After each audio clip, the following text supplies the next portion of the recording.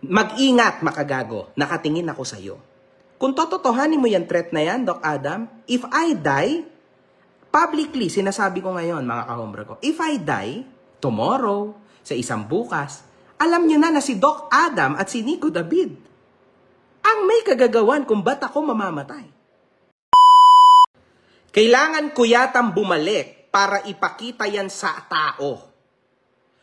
Doc Adam, I challenge you. Ipakita mo yan sa tao. Ngayon ka na mag-upload or tomorrow. Unahan mo yung upload ko ng Sunday.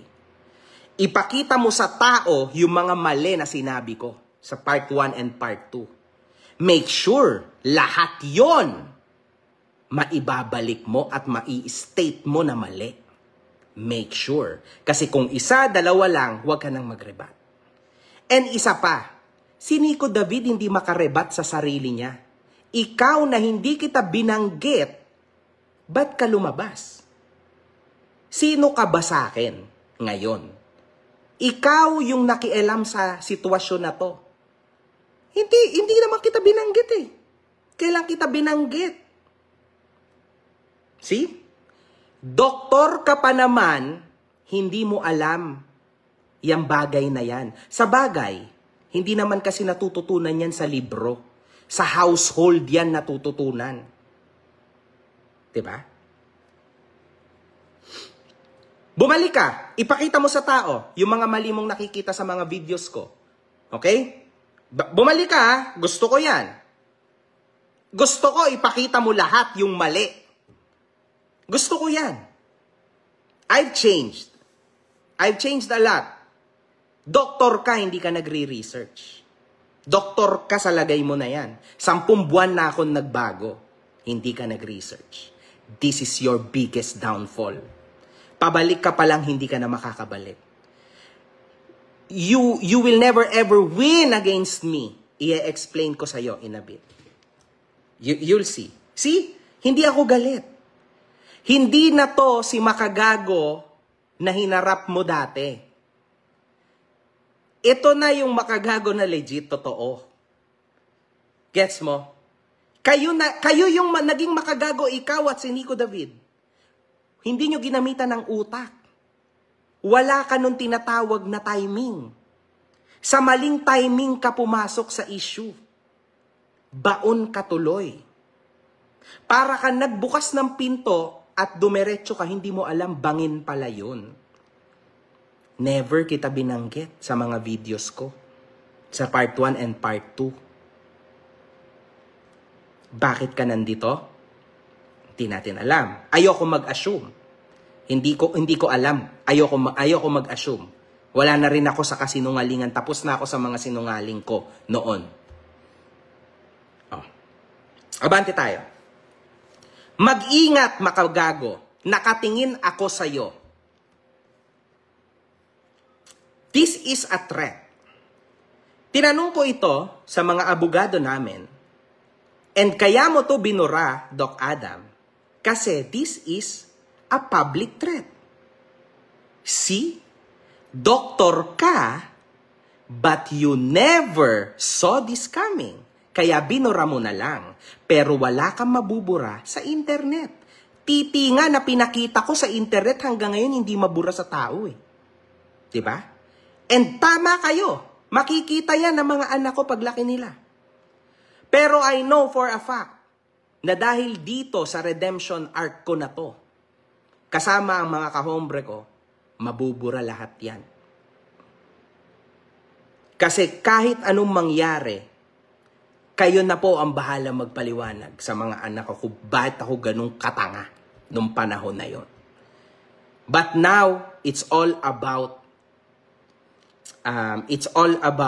being real sa inyo. Tapos na ako dyan, mga kahombre ko. Grabe naman, baka naman kahit kayo, sawang-sawa na rin kayo sa ganyan ko, di ba? No, I'm done with this. I'm done with this, mga kahombre ko. I'm done with this na mura-murahin ko tong tao na to. But this is, dito lang tayo sa awareness. And ito yung awareness na binibigay ko sa inyo ngayon.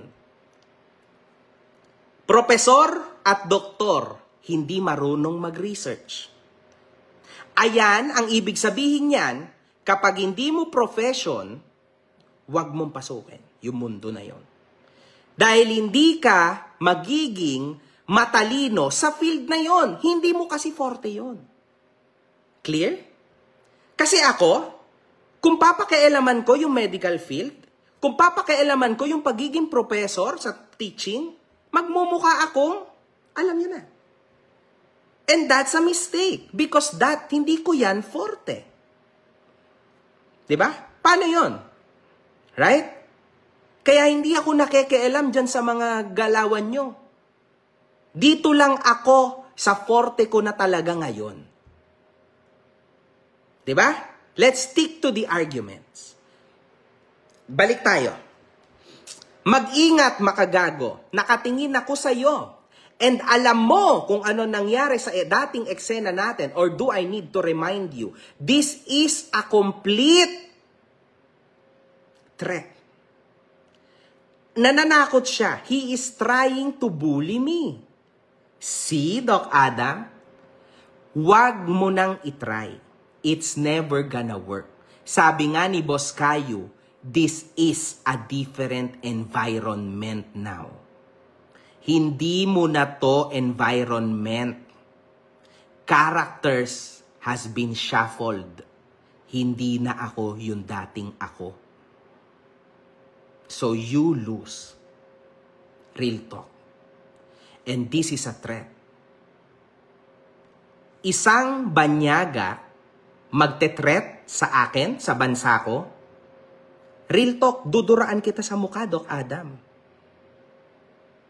Isang banyaga, tapos na ang colonial mentality sa bansa na ito. Ha? Dugong maharlika kami. Tumigil ka. Hindi mo kakayanin ng Pilipino, ha? Hindi ako matatakot sa'yo. Yun nga lang. Kung sakaling tototohanin niya itong threat na to, nakatingin ako sa'yo and alam ko kung ano nangyari. Mag-ingat, makagago. Nakatingin ako sa'yo.